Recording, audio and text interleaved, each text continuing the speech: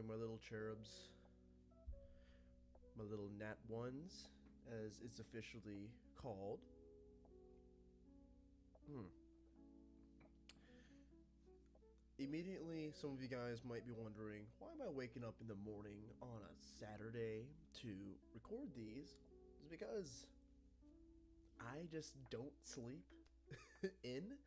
And I figure since I have usually nothing to do early in the morning because my wife, along with everyone else in the world, being asleep till around 10ish my time in on the weekend, I am up, so I might as well be productive. So today we got a lot to talk about.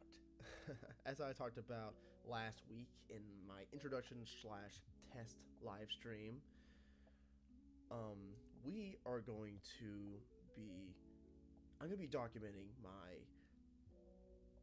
my process of basically coming out with the newer version, I guess you could say. Here, let me reform this, of Trichotomus. The alpha version's out, and honestly, it did not take very long for me to realize there are a lot that I just didn't like about it. And that's a shame because I spent so long working on it. There's a lot of problems I saw, and you know what? Growing is realizing that you have places to grow in. So I'm gonna try to embrace that. I'm okay. Last stream, I just could not see people's. I have like an extra stream pulled up because I could not see people's chats. Let me just see.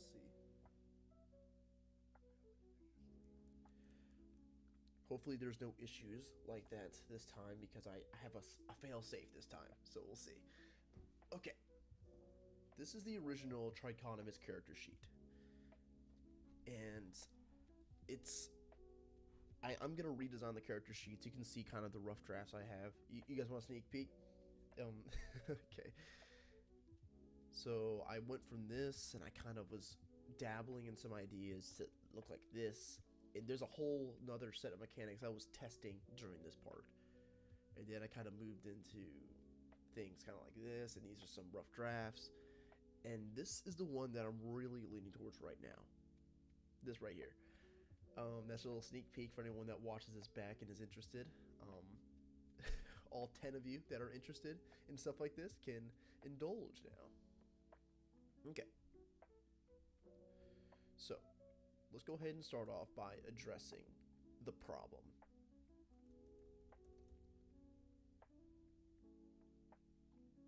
In case it's not already obvious, I'm basically doing the format of J-Face Games.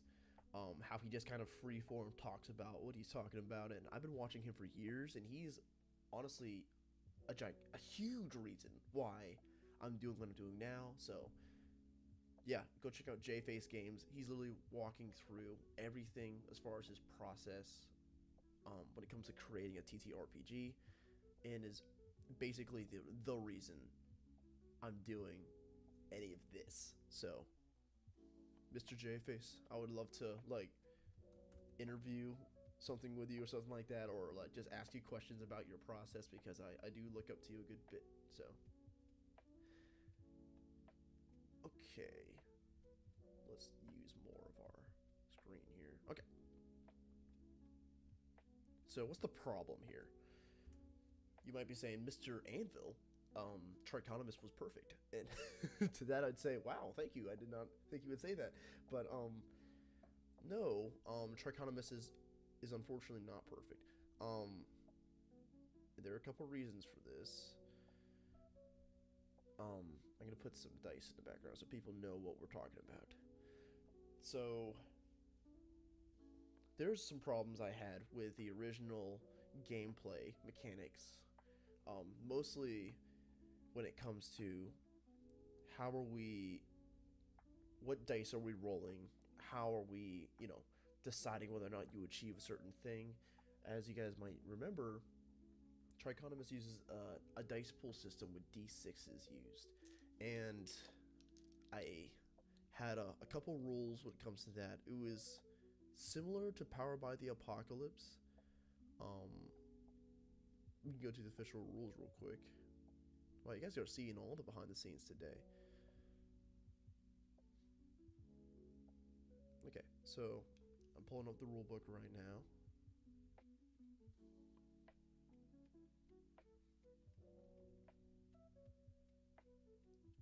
So yeah, it's a pretty, all things considered, not that complex of a system. Let me go down to the actual player's guide.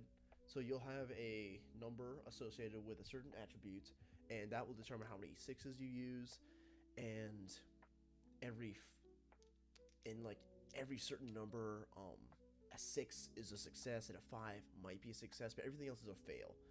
And you can have numbers ranging from 1 to 5, I believe is what I said. And that is a gigantic range in it, a disproportionately huge range of how easy it is to fail certain things. And it was to the point when it's like almost didn't make sense how strange that mechanic was.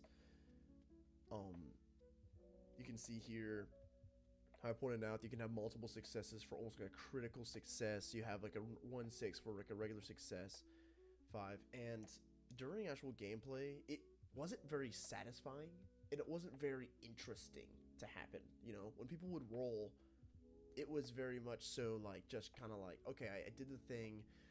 Let's just look at the sheet, find out what I got. It's whatever. Also, I learned that I'm not a huge fan of that. And I had my suspicions because I do, Power by the Apocalypse is one thing that I'm not going to hate on it, but I also acknowledge its flaws in some ways. But the idea that there's like already a set like amount, like it's like you need this to succeed, and you're not very dynamic with that. I see some issues with that. That's one thing that I love about the D20 system is because you have your die and you can pretty much figure out how successful you are in something. You can't do that with a D6, especially if there's a number that means success, you know? So, however, I do not like the D20 system in general. I think that it might swing the other way, a little too random, and then it's like you get a 14, you're like, oh crap, what does that mean? So here's what I came up with. I should have just let me go back. Okay, yeah, here we are. Okay. So here's what I'm thinking. You guys know from my video when I made a tier list of all the dice, and you know from my logo that I love the D10. And you're about to learn I love it for more than just one reason. I think that it looks nice, it rolls nice, and you can use it for a lot of different things. People classically think of, okay, from 1 to 10, how good is this thing? It just comes naturally to us as humans, and I think we could play into that.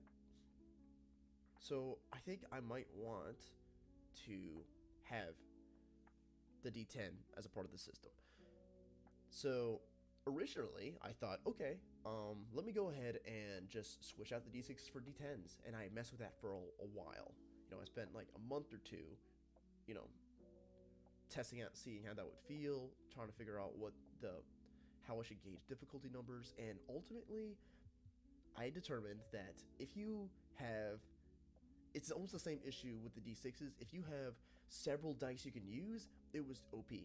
It was just too powerful, and it's like you might as well not even try to do something when you only have one D10 instead of 3, because the chances of you succeeding are suddenly completely random. And where it's like you're barely taking a chance at all if you're rolling 2 D10s and taking the highest. It's insane. So what I decided was, okay, this is a little origin story. Okay, I was playing a game called Pig, and you're like, what does that have to do with anything? It's not a TTRPG, it's just a regular dice rolling game, and it's almost a gambling game.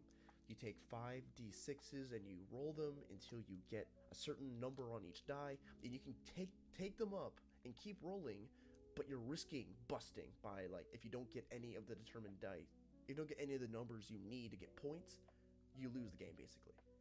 And it made it very exciting to take that risk. And there was a part of me for a while playing this game, I was like, I wish I could capture this into a TTRPG in some way so that I could have that idea like, okay, this could be a risky move. Should I go for it? Okay, I'm going to go for it. It might pay off, might not. So I thought, what if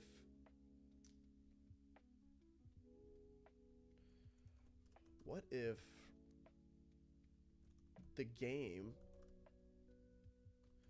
pushes risk in an exciting way? Exciting. What if the game? Wow. By the way, I can't spell. Okay, so what if the game pushes risk in an exciting way? What if you don't get a pool of D10s? Instead, you have an amount of times that you can re-roll your D10. But there's a big but here. I like big buts, and I cannot lie. You have to keep the last die you rolled. Meaning, yeah, you can re-roll a D10, but if it's not better and that's your last re-roll, you got to stick with it.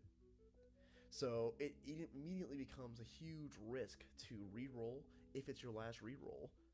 But again, I like big butts, and I cannot lie. It might be worth it. So, and I messed around with it for a little bit. I asked people to roll a die and say like, oh, do you want to keep rolling? And it was, every time it was kind of like, oh, I don't know. Like, so let's go ahead and put this down. D10 and can re-roll. Must keep last roll. So that's what we're doing with it right now. Let me go ahead and boom, make that look nice. All right, cool. So that's kind of the mechanic we're rolling with right now. And you have a certain amount of re-rolls. So let me go ahead and go back to this new design for a character sheet that I'm messing with right now. You might notice at the top, you don't write down the number that you have. Instead, hey, thank you Twin Steel for showing up. Hey, by the way, in last stream, I didn't know what I was doing. I didn't even know I was streaming at the time, and you were there, so appreciation. Yeah, it's kind of a Yahtzee situation we got going here, and it's kind of like a fun dynamic. It's almost like a dice game. It sounds dumb for me to say that, but it sounds like a chance dice game or something like that. Sir Yachts a lot. I'll take that title any day. But yeah, it's kind of like that chance inside of, and you can do that a lot inside the game. And depending on what you're doing, it could be more exciting, more enthralling. I'm surprised more systems don't have this, or at least not something like this. If you could think of something, let me know. But I can't think of anything that like has something like this. But anyway, so yeah, on the character sheet, you, instead of writing down a number, which how you would normally in Trichotomous Alpha, you just have these little slots. You start off with 1, and you can have up to 3. So that means you can re-roll it at least once. You always have a chance to re-roll if you want to take a chance. Yeah, appreciate you, my guy. You always have a chance to re-roll at least once, but if you're really good at something, you can re-roll it 2 more times and possibly get a much higher die, which is really good, but you might notice it's not too good, you know? It's not like you roll 3 and take the highest, because what are you even taking a chance on at that point, you know? You're basically just succeeding in whatever you're doing. But there's still chance, but it's more in your favor, you know? And if it doesn't matter, you know, where you are, like how many rerolls you have, you still might be down to your last reroll and be like, crap, should I take that chance? You're still gonna have that feeling. So I don't know. I think that it could be worth looking into. Could be worth testing more. I'm definitely gonna have my friends just interact with this mechanic a little bit. Oh, you can't see your own things onto here. Let me go. Whoop, there you are. There you go. Okay. I'm definitely going to have that played with a little bit. Okay, so it's not just a scale, like how well are you doing. It's not like a D20 system when it's like from a scale of 1 to 10. I think that there should be a little bit more incentive to re-roll, maybe. So I'm thinking if it's a 5 or lower, you fail, generally. I mean, to be fair, if you're rolling, it should be a situation where you can fail. So let's not just pretend like a 3 is going to get you anywhere in a risky move or a risky action. So I think we should go ahead and set that rule of a 5 or lower is a failure, generally. Let's go ahead and say that maybe an 8 or like a 7, like a 7 to 8 passes maybe simple checks. Yeah, that way you kind of have a little bit of variety there. Let me move my dice down. Should I get rid of this? And let's go ahead and say that a 9. Actually, no. I was watching a video recently, RPG PhD, which said talked about hope players like. Okay, so they're like 60 to 80% success rating. Okay. Oh, how players like the 60. Okay, so you're saying that they prefer it when people succeed more is what you're saying? Okay. That'd be some statistics worth looking into. Absolutely. Okay. So in most cases, yes, you'll have that opportunity to be able to succeed most of the time, considering you have that reroll. So if we could say that let's see, a 6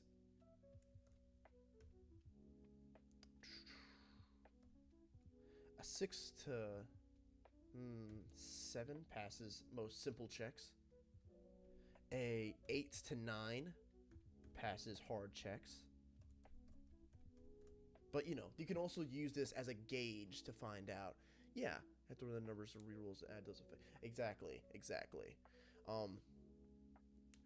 Passes, maybe harder checks. But, like I said, you can use this as a gauge also to say, like, oh, you rolled an 8. Oh, that means you do this pretty well. You know what I mean? Like, it's not so, cut and dry. Let's say near impossible. Not impossible checks. I don't like it when people roll nat 20 and they're like, okay, so I can like fly and use laser vision. It's like, what? No one said that. It's like, what are we doing here? That's crazy. Okay, near impossible checks. Okay, good deal. Tell you what, let's do something fun. Let's go ahead and test this bad boy out. Let me go ahead and get let's get some dice. Oops, that's my website. Whoopsies. I don't want me to self-advertise, but look at that. That's my little Dice Anvil website. It might as well check it out. I did not mean to do that. Here's Trichotomus Alpha. You can download for free, and this is also my cowboy game, Greed and Glory. And Twin Steel, since you're here, and might as well give you a little sneak peek of what's going to go on in the future. I have like other games made by other people lined up to be added onto this. We're just working on the formatting a little bit. We're just polishing it up, and it will be put on the TCRPG site. Yeah, might as well. Oh, thanks, man. I don't think it's that well designed, but I appreciate that. But yeah, I have some other things. One of them is based on an anime, which I'm excited to talk about. One of those based on The Legend of Zelda, which I've actually played, and I am still playing right now in the campaign. Love it, and it's very awesome. We set up all the like these races and classes and stuff based on the game, and it was a lot of fun, and I'm excited to include that in here. Yeah, so that should be fun. Okay, so let me go ahead and pull up some D10s so that everyone can see. Okay, So using this mechanic, tell you what, let's go ahead and use the audience here. Since it's just to win steel. Uh, Glad you're here, brother. Let me go ahead and set up a scene here. You're in a hallway, standing before a door. You hear the guard rushing, footsteps and yelling from behind you, coming closer and louder as your heart begins to pound, and you feel yourself start to panic. You know that the only way to safety is through this door. What do you do? Now, most people would say, oh, I'm going to kick down the door. Okay, well, as the GM, it's a wooden door. I would not say that this is particularly a near impossible task. You know, if we go back to our reference here, maybe it would be a harder check though. Maybe it'd be an 8 or 9 is what I would expect. But we can also say, in a situation like this, where you guys are doing something that's not just a yes or no, like you can get close to breaking down a door, maybe damage the door a little bit. Maybe this could be a gauging kind of situation. Either way, let's roll for it. Let's say you have a 2 in strength, or power, I should say, in this game. So that means you'll be able to roll, and this is your just first out of the bat roll. Immediately, it's a fail. So now you're thinking, okay, I really need to re-roll this. I'm going to use one of my re-rolls out of the 2 I have, because I have a 2 in power, and see what I get here. Wow. Immediately paid off. That's good. Maybe not, it's not so good for this example, but there you go. And that's that payoff. Let's say instead you rolled a 4. Then you're like, okay, now I have to take this chance here. But if you get something like, let's say, if you get 6, you're thinking, okay, this is technically a success, technically. Do I think it's enough to break down this door? That's kind of dilemma that you're gonna face. That's kind of the risk and reward you're gonna encounter in this game. I think you could. That's a good question actually, because a D10 is gonna happen a lot, right? Once every 10. Should you crit with a 10? Let's go back to the drawing board. What should determine a crit? Crit your reroll. That's what I was thinking. But I was immediately thinking, what if you roll a 10? Ooh, and you get to use your rerolls. You still succeed if you roll a 10, but you get a chance to crit. Like if you roll another 10. Let's play with that for a second. So 10 means like 10 means like success for sure. Yeah, means success. And a chance to crit. Dude, the chances of that happening are pretty slim. Yeah. 100%. That would be something. Because, you know, critting is something unique to TTRPGs, and it's very exciting to do. Here's what I'm thinking. Something I always do is look up the statistics, you know, or like the math behind it. Well, no, it's simple math. If you get a D10, if you roll a 10 on a D10, there's a 1 in 10 chance you roll another one every time, because it's always like a 10% chance to get a 10.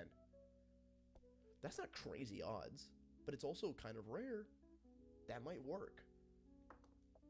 Okay, so if I roll a 10, you automatically succeed. But if you have an extra reroll at that point, you have a chance to crit. Let's do that. Okay, chance to crit. If you have a reroll available. Running out of space here. And I just realized I used an exclamation point for the 1. That's fun.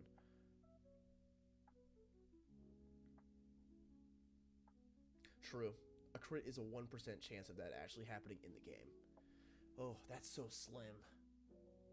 Unless you get a 10 right off the bat. If you get a 10 and you have like 3 rerolls, your chances go up exponentially. So,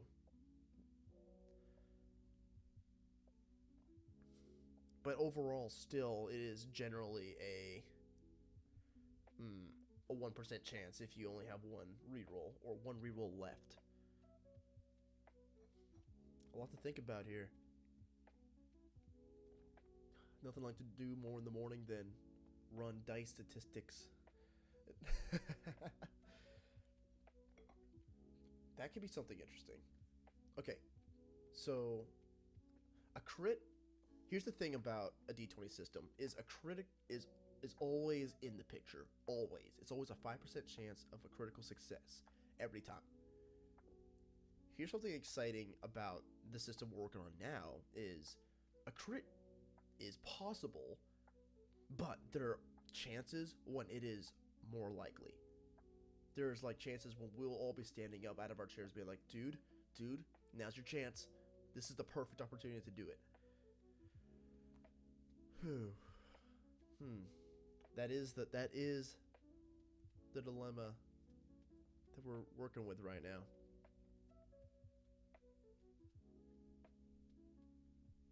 Another, and I think we should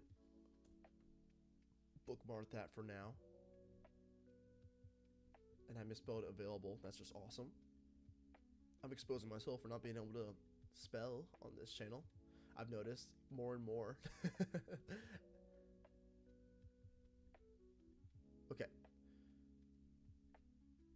So, there are certain things that I do want to change about the original system as well. Let's talk a little bit about the mechanics for combat. I'm not sure if you guys...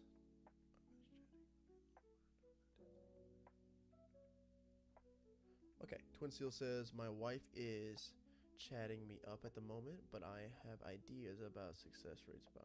Oh, do you? Well, spam them in the chat if you have any ideas. The whole point of these streams are for me to, I guess, get inspiration from people and for us to work together, because that was the promise I made when I first made this channel, was I want to make a voice for people that have creative ideas, because frankly, there are so many people that are better at this than I am, and and if I can give a voice and an outlet for stuff like that to happen, then I'm gonna do that.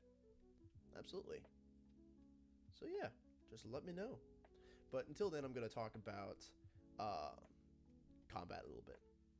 So beforehand, I had completely different dice assigned depending on the type of damage you want to deal, the type of weapon you want to use, and it's always been a little bit confusing to the playtesters whenever I would test it out. And understandably, I'm asking you to calculate a brand new die to use in those situations, and I'm asking you to, use that and keep track of that every time. And it was a lot.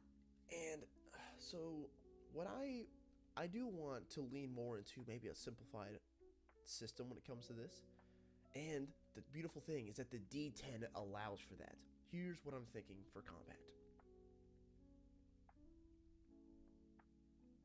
Okay, here we go. Let me move this up a little bit, and I will go ahead and make another section for combat. Combat mechanics. Okay, so the thing is, when you use a D10 and you have the 1, 2, or 3, at least 1, but also 2 and 3 on there, what you are also doing, those don't just have to be rerolls. What I was thinking, and I don't know if I like this or not, is you can basically use those as almost said combos for a second, but you can use those to add points to certain rolls, meaning you can add 1 or 2 or 3 to a roll. So if I roll a 7 or something like that, I can add 3, making it 10. So let's see.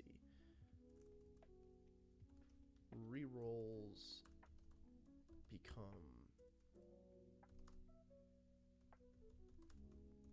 to add to rolls. Potentially. So basically, I'll put an example here. So 2 empower equals +2 to power attacks. Yeah? And that's a very simple way to go about it, because one thing I don't want is I want people to not be afraid to use a weapon that they wouldn't have all 3 things in. And to be honest, if I have 3 rerolls in something, I'm not going to use any other weapon. If I have, 3 rerolls in my instinct, why would I ever use something besides a ranged weapon, you know? And that was kind of the thing I had behind that. And also, I want there to be more room to fail when it comes to combat, because that's a little bit more interesting, one. And the second reason is for a reason I think that is what I'm about to say is I like having a die associated with a weapon. You guys might know the channel Tales from Elsewhere. Peter presents this idea that in his game there is a die associated with every weapon that you have, and it's instead of a roll. He changes the mechanic though to, instead of trying to roll higher than a certain number, trying to roll below it. So he says like a D6 is a fantastic die. It means that that weapon is precise, and that's awesome, and I think that's sick. I thought about once having the die, like the system completely flip on its head. You're now rolling under during combat, but I'm not sure if I like that very much. I think I'd rather you try to roll high. And in that same video, in fact, it's the most recent video that he made. If you're watching Peter, sick video, I watched it and I liked it and everything, all the works. But he talks about the feel of dice and how oftentimes, in D&D, if you pull up a D12, oh, you're having a good time. Oh, baby girl, it's a good day because you're about to deal a lot of damage. However, when you pull up a D4, you're feeling kind of pathetic a little bit, You're feeling like, okay, this little dagger's not going to do all that much. So I kind of want to lean into that feeling of, oh man, this thing is deadly. This thing can be very deadly by pulling up a bigger die. So I'm going to lean more into that. I'm going to keep it the same way it kind of was with some exceptions. So here's what I'm thinking. Die, and I'll go ahead and put the examples here. D4 to D12. Well, actually, we'll see. Is associated with weapons and rolled when attacking. Right? But you guys know that just like in my other games, there's basically a little dice pool system going on whenever you attack something. And I'm going to keep that here. What I mean by that is you're going to roll basically just a regular D10 and your damage, like your weapon die. So let's say you have a musket. I don't know why I thought of that. It's random. That's the most random thing ever, but a D8 for a musket is what you have. And maybe you're trying to attack someone that has a 6 of difficulty, basically an AC of 6, right? So you're going to go ahead and roll your 2 die. I happen to get a 5 and a 9. So that means I hit one of them, but I missed the other. So we would, in the biz, call that a minor damage there. And that's also what I was thinking as far as that. I'm going to talk way more about combat in future videos, my ideas for that, but we're just talking about dice here, and I think that kind of works out well. You might be asking yourself, why? Why does it work out well? Well, I think that when you roll a defense die, or an attack die, and its only chance, it can kind of feel like you're missing. If you miss a lot and you feel like it's just chance, to the point where it's like the D20 system, it feels kind of helpless in a way. However, if you always have a D10 there, suddenly it's almost like a bell curve. The bell will adjust depending on what weapon die you're using, but you still got that curve, which means it'll be more regulated. So that actually opens up a lot of potential for us here when it comes to like assists, when it comes to, advantages on the battlefield or disadvantages on the battlefield. What effects do you have that are making you weaker on the battlefield? Things like that can be more controlled in a way. Behind the scenes, when you're working all the math, figuring all that out, it can feel more rewarding to the player, or when there's a little bit more predictability, I feel. When you're not failing just because you're not rolling good. You know what I mean?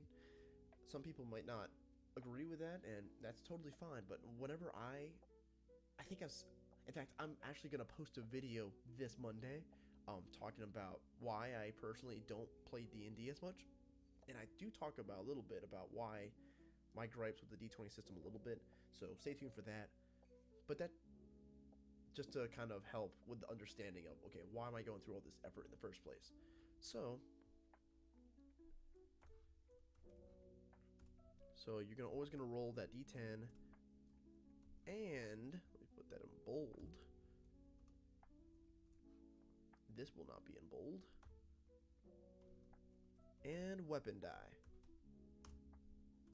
2. Let me go ahead and add a little sub here thing, is that dice are successful if they beat targets, like I want to call it almost a defense number, maybe? But DN doesn't look good, so I don't know what I'm going to call it yet. Targets, defense. Cool. So that's kind of what we're doing right now. Oh yeah, let me go ahead and also, again, I'm going to talk more about this in the future as far as how damage works and everything like that. But we're looking at minor and major and eventually in the fight, lethal types of damage you can provide to a target. And that's going to be determined by the dice. I'm thinking I'm going to keep the dice pretty simple. Like I'm going to just have it, a certain, like, I'm going to keep the weapons pretty simple by only having pretty much one die associated to them. But I also want to have certain effects also given. Like maybe there's a weapon that can maybe shoot fire. You can use that narratively and in combat to affect the game. Maybe there's a weapon that allows you to take the memories of someone that you kill. That's just cool. It's not just like finding a weapon that's like, oh wow, 2d6 plus 4? That's really good. It's like, yeah, I guess, but how is that going to push the narrative of the world we're doing right now forward? Don't get me wrong, I love, big weapons that have a lot of dice that can deal more damage, but ultimately we gotta prioritize the narrative of what we're doing. I'm sorry, my face was slightly over the notes almost the entire time. I am so sorry. Is it obvious that I'm new to this, boys and girls? Which there's not much of you, but there are some, so appreciate y'all. Okay. So that's one thing in there. I also forgot to add in the dice. Blah, blah, blah, blah, blah. Okay, so let's say a target, like an average target is probably going to be a 6, right? Or no, a 5.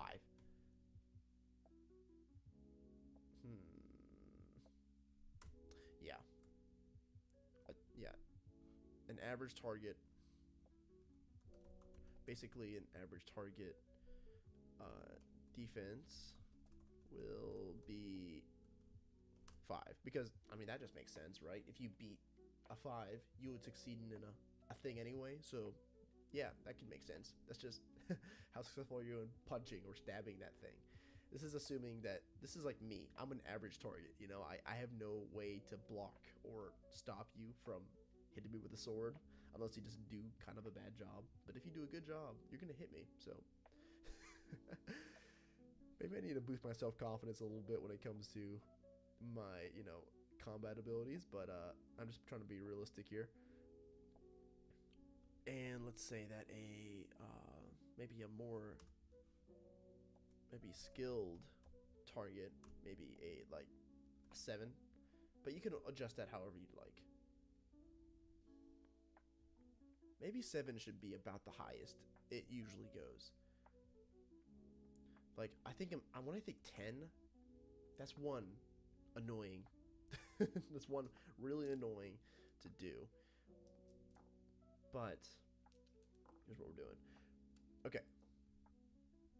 You guys want to know something crazy? You guys want to know something crazy that I'm thinking about doing for the combat? I'm gonna blow some minds here. Just kidding. No, I'm not, because I've talked about this before in other videos, and it's nothing new particularly. But here's what I'm thinking. I'm thinking about just the whole combat of HP and AC. Both kind of concepts that I'm not a gigantic fan of. But here's what I'm thinking. I am thinking that we literally just combine those concepts for this game. How? Why? Well, we're already kind of doing it with the dice system. You roll over their defense, beating their AC, and every die that beats their AC also takes out their HP, right? Giving them damage. So what we're gonna, yes, that's that. But here's also the kicker. I think that when you hit somebody and their HP goes down, their AC will also go down. Yo, yeah. So Happy Mask. I always hate when you miss. A lot of the time the enemy is just standing there, so missing doesn't make a lot of sense. I prefer higher HP than AC. I completely agree, dude. You know what's funny? Happy Mask and I actually have played games before, currently playing one. And I think this most recent time, you've missed. Oh, I felt bad. Like you missed or something with your boomerangs is what you used. That was a Greek tragedy, dude. And I felt for you because I'm like, that should not happen. Like, just make it less effective, but don't make me just miss, dude. What are we doing? So that's another reason I kind of like the combat system where you kind of go in here, is because AC and HP don't really matter. Like, you can't really apply them to what's going on here. You're just rolling to see what type of damage you give them. You might not, but that's not going to be super likely. I'll prove it to you. So let's say target number 10. Okay. Whatever. Defense is 7 here. Okay. Okay, so the target's number is defense is 7. You have a D8 level weapon. So what you're going to do is take out your D10 and D8, and you're going to roll to beat that. But you are using a power weapon, like a hammer or a great axe or something like that. And as we determined last time, you have a power of 2. Yeah, you have a power of 2. Okay, so let's go ahead and do power of 2. Which aren't rerolls in this case. When you're doing combat, you can add those numbers to the rolls. So there's a little bit of control here, So I'm going to go ahead and roll those. You got a 7 and a 5. Crap, I only got 1. Like I said, you have that power of 2, which means you can add those 2 points to that 5 roll, making it a double success. Bada bing, bada boom, right?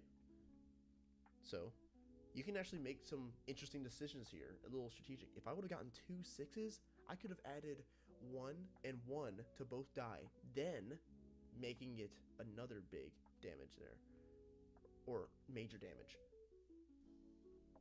Pretty cool. So the chances of you not hitting at least 1 is kind of preposterous. it's kind of it's like you're most definitely gonna hit one, especially considering that most of their defense is 5, right?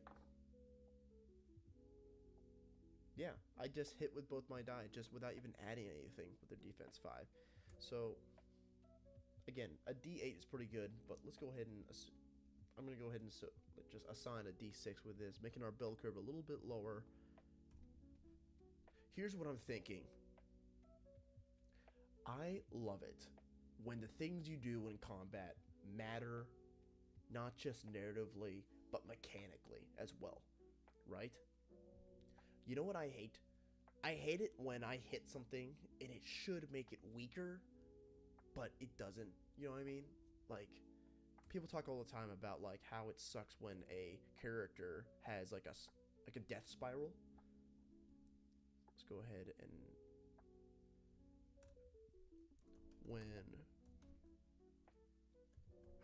when hitting a target, they enter a death spiral. So not so much the characters, but the enemies you hit can enter a death spiral. Why? It's because their HP and AC are the same thing. That means when you hit a target that has a 7 in defense, let's say you hit them for 1, not only do they receive that damage, but their defense number is now 6. Because you hurt them and made them weaker, they're easier to hit. This this might be maybe too OP, because obviously it's not going to take long for you to defeat these enemies. I think it'll be very rewarding when you land a big hit because of this. But the fact that you hit them at all is still very rewarding. I don't want to just assume this is the perfect system yet, but I think after some playtests, we'll definitely see. But I kind of like the direction that this is going. Again, this wasn't supposed to be a video about combat, and we'll have more videos about combat in the future, but I kind of like the direction this is going.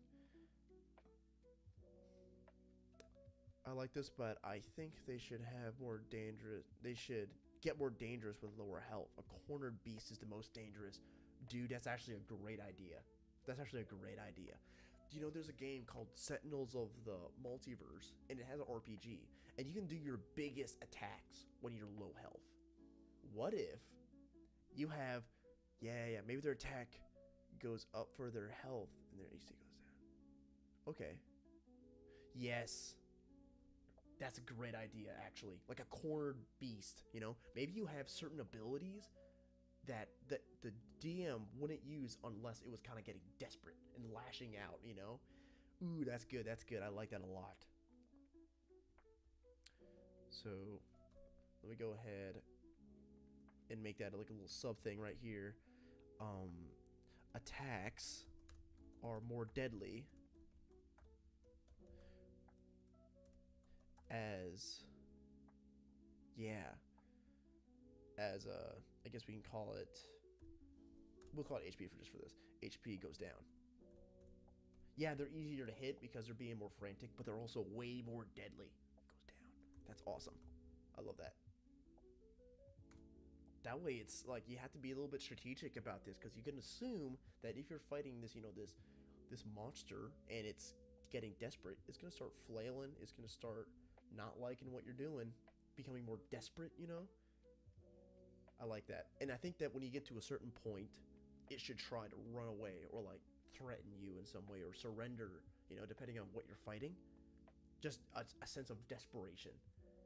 Make the heroes feel like they're to be feared. So sick. One thing I don't like is when you can't tell when a target is losing, you know? When it's a complete surprise, you're like, oh wait, they're dead now? I did not see that coming, because I frankly could not tell that they were even hurt. And this would absolutely show it. not only would it be easier to hit, but they would also literally be making decisions on the battlefield because they know that their end is near.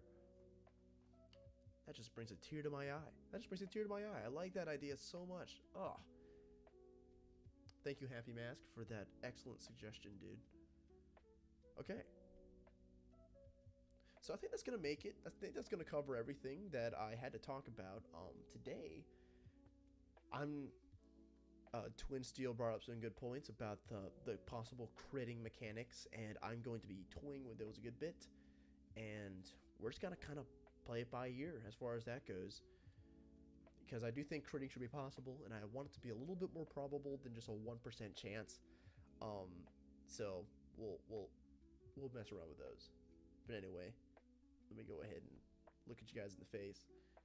Thank you guys so much for watching this live stream. Good morning. Keep playing, and I will see you guys on Monday, which is where my videos are posted. Usually, sometimes, the next day, but as of now, yeah, I'll see you guys on Monday. And if you guys are interested in joining me and doing, what these fine gentlemen have helped me develop this morning, well, every Saturday morning around 9 o'clock Central Standard Time, I'll be live and I'll be talking about these nerdy things and using your input to help create this game. Anyway, that's it for now. You guys have a great day.